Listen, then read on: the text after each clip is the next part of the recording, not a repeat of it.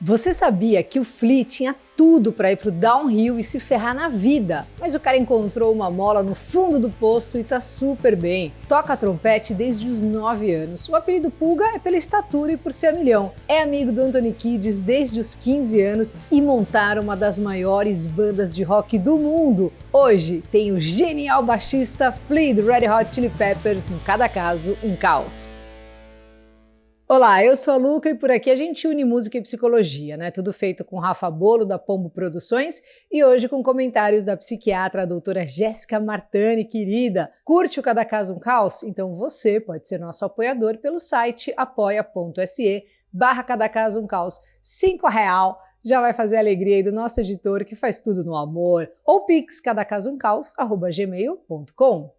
Michael Peter Balsary nasceu no dia 16 de outubro de 62 na Austrália. O pai, o Mick Balsary, era um funcionário do governo e botou a família toda num avião para Nova York, isso em 66, quando foi escalado ali para trampar no consulado australiano, né, em Manhattan. A mãe, a Patrícia, inspirada ali pelos ares artísticos da cidade, começou a fazer umas aulinhas ali de violão com um músico de jazz chamado Walter Urban, que, veja você, virou o padrasto do Flea. Os pais se separaram quando ele tinha 6 anos, e aí o pequeno Flea ficou com um sentimento de abandono por parte do pai. Além da confusão ali de sentimentos, ele ia ter que encarar também a vida do lado de um cara completamente instável, que vira e mexe assim, enchia a lata e tinha acessos de raiva absurdos. Uma vez, pra você ter uma noção, na adolescência, o Flea tava de rolezinho ali na quebrada, até que uma criançada, tipo, em choque, passou dizendo que tinha um maluco à solta ali disparando uma arma pela vizinhança. Quando o Flea chegou em casa, o cara tava lá dentro da casa dele. Mas assim, o maluco não só tinha entrado lá, como era o seu próprio padrasto. E aquele padrão da violência sempre se repetiu. O Walter bebia, fazia absurdos, ficava profundamente arrependido,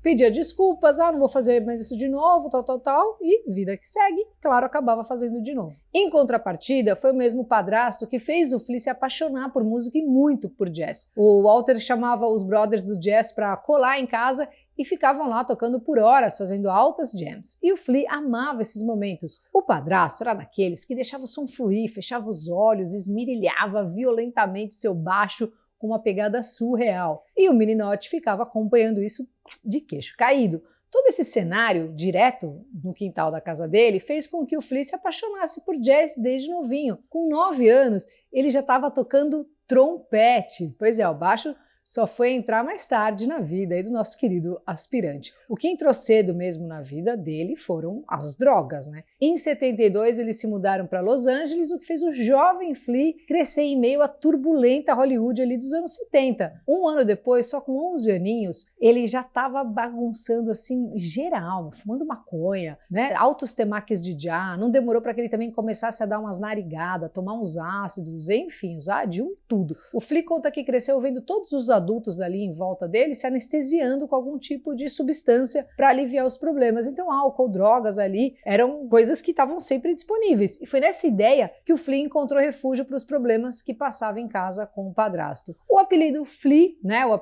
Pulga, vem dessa época porque ele não parava de pular nem um segundo e era o menorzinho da turma. A estatura foi outra coisa que também ajudou bastante para que ele tivesse um complexo de inferioridade importante. Desde criança, o Flea se sentia excluído, não conseguia se enturmar, era diferente de todo mundo e na adolescência ele se achava muito pequeno, com 1,68 m. Mas isso mudou quando aos 15 anos ele conheceu na escola um garoto gente fina chamado Anthony Kiedis. O Flea conta que foi amor de irmão à primeira vista, na primeira ideia, que o Kiedis era diferente de todo mundo que ele conheceu e fez assim uma diferença gigantesca na vida dele. A mãe, né, a Patrícia, conta que quando eles se conheceram, o Flea chegou em casa a milhão, né, como sempre, só que com um sorrisão ali de orelha a orelha, dizendo: mãe, eu finalmente encontrei alguém que eu posso conversar, trocar ideia, a gente se entende, é muito legal. Bom, aos 18 anos, o Flea conheceria aquele que mudaria total a sua perspectiva sobre a música, o brabíssimo guitarrista Hillel Slovak, que foi uma enorme influência na vida do menino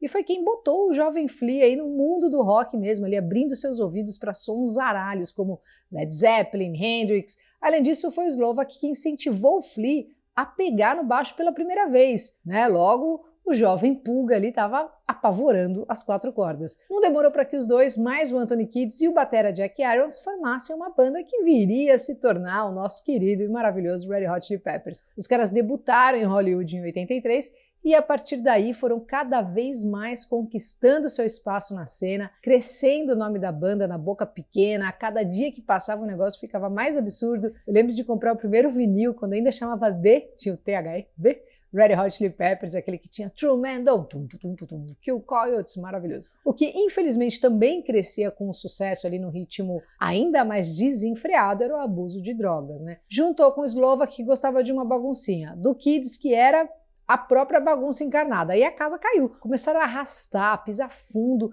tanto que a heroína entrou forte na jogada, assim. O Flea ainda que estava mais tranquilo que a fase anterior, estava casadão, feliz, apaixonado, com um bebê encomendado e finalmente estava conseguindo se conectar com as pessoas, não se sentia mais aquele cara excluído. Até que em 88 a baguncinha cobrou o preço. O guitarrista, o Hilly Slovak, infelizmente foi encontrado morto por causa de overdose de heroína. O Flea ficou sem chão, assim. O cara, além de ser irmão, foi uma das maiores influências da vida. Pouco depois, o Flea via o vício levar outro grande amigo, o ator River Phoenix. Ele estava tocando com o Johnny Depp no Viper Room quando o River teve uma overdose e foi o Flea que acompanhou o amigo na ambulância até o hospital. Pensa nisso. Infelizmente, ele também não sobreviveu. O Kids também passou veneno, né, com heroína e até chegou a ser expulso do Red Hot para poder se recuperar. No meio desse rebosteio todo aí, tava o Flea, que apesar de não chegar no nível dos amigos, também estava bagunçando geral e chegou a tirar uma fina ali com os deuses por causa dos entorpecentes. Todo esse abuso, né, aliado ali à perda dos amigos e ao estresse das turnês que estavam aí direto, fez com que o Flea simplesmente entrasse em colapso. Mais tarde, ele foi diagnosticado com fadiga crônica e passou muito veneno por causa disso. Depois de bater com força ali no fundo do poço, o Flea resolveu dar um basta e toda a bagunça ali parou, tirou forças do desejo de ser um bom pai e finalmente entendeu que as drogas estavam destruindo ele de dentro para fora. Então ele encarou o BO, o fundo do poço ali tinha mola, aí ele voltou com tudo, começou um processo de autoconhecimento e preservação que, segundo ele, não foi fácil. Ele falou: a tentação é foda, durante toda a minha vida eu passei por terríveis períodos de ansiedade, um aperto no estômago, sem conseguir comer ou dormir, catatônico, num poço infinito de desespero e medo. E cara, as drogas resolviam isso num piscar de olhos. Fecha aspas. O que ele aprendeu nesse processo foi a ser grato aí pelas dores que ele teve, né? Ele disse que entendeu que a melhor maneira de crescer foi passando por todos esses momentos difíceis e essa mentalidade ajudou ele a ficar longe da tentação, ainda bem. Por trás dessa personalidade energética, né, animalesca, palhacita do Flea, existe ali um homem muito simpático, atencioso e, veja só, tímido. Pois é. Geral gosta muito dele, né? Tanto que ele tem collab ali com Deus e o mundo, já tocou com o Mick Jagger, com o Sir Mix-a-Lot, lembra? Gravou o hit You Oughta Know da Alanis, que também tá por aqui. Aliás, tem um doc bem legal da Alanis que se chama Jagger, tá na HBO Max. Bom, a lista é extensa, né, das participações do Flea. Além da música, também brilha na sétima arte com participações geniais em películas como o icônico De Volta para o Futuro 2, Baby Driver, Toy Story 4, Divertidamente. Mais recentemente, aí esse ano estrelou em Star Wars, na série Obi-Wan Kenobi, e ele, como sempre, mandando muito bem. Em 2001, com a quantidade obscena de dinheiro que angariou com o Red Hot, o Flea decidiu que era hora de retribuir a comunidade em grande estilo. E aí o que ele fez? Fundou o Conservatório de Música Silver Lake para dar aos mais jovens a oportunidade de estudar música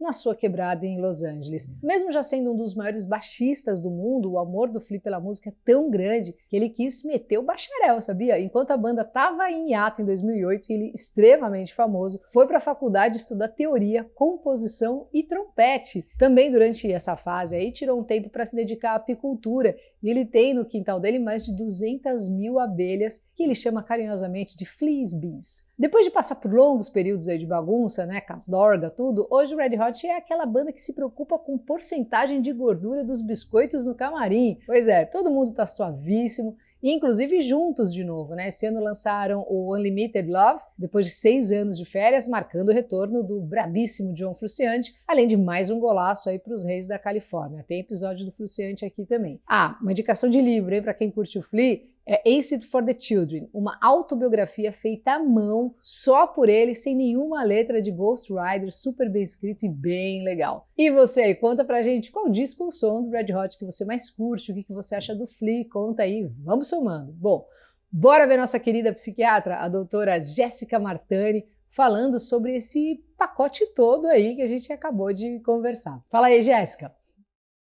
Obrigada, Luca, pelo convite. Gente, é muito interessante, né? A gente observar como enfrentamos as várias fases da nossa vida, não é? Quem que nunca passou por um momento difícil, por um momento pesado? E quem, como no mito da Fênix, não teve que aprender a morrer e depois de tudo isso aprender a renascer das suas próprias cinzas? Sim, a vida ela é feita de mortes e renascimentos. Deixar morrer o que não nos pertence mais faz parte da nossa vida e faz parte do nosso amadurecimento psíquico. Devemos deixar o nosso antigo eu morrer e com isso conseguir renascer diferente. Mas claro, esses processos eles não são nada fáceis. Crescer dói, renascer dói, se reconstruir dói. E por natureza, a gente sempre quer manter a eternidade e a permanência de tudo o que nos cerca. Mas não tem jeito, a vida ela flui, a vida ela não é parada. E eu vejo que esses momentos eles não vêm à toa, eles sempre vêm com algum tipo de reflexão,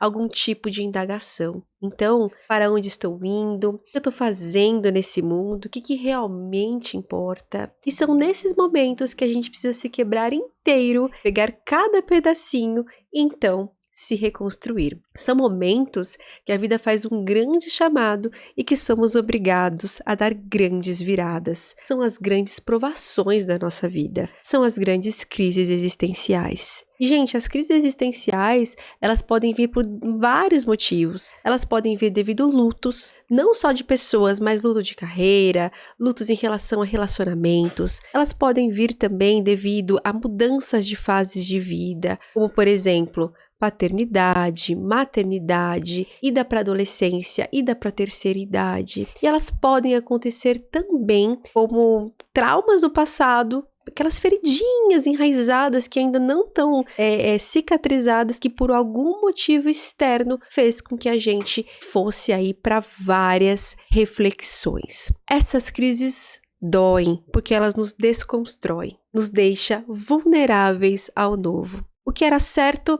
já começa a não fazer sentido. Os caminhos que eram claros parecem tortuosos. A gente se sente sem rumo. A desconstrução do que se tinha como verdade nos faz questionar até mesmo nossa utilidade no mundo, nos faz questionar até a nossa identidade. E tudo isso, gente, pode vir sim acompanhado de sintomas. Pode vir acompanhado de tristeza, desesperança, sensação de insegurança, sensação de cansaço, sensação de que a gente não dá conta, sensação da gente estar sem rumo. Porém, é quando a gente para de fugir e enfrenta a nossa realidade do presente é que conseguimos nos libertar. Percebemos que muito do que estava certo já não nos pertence mais, já não cabe mais. E é ao enfrentar tudo isso que a gente se permite deixar fluir o novo, deixar fechar grandes ciclos. É com isso que a gente consegue deixar morrer o que já não funciona mais. E é assim que a gente cresce, e é assim que a gente renasce. E com certeza foi um conjunto de tantos desafios e de tantos lutos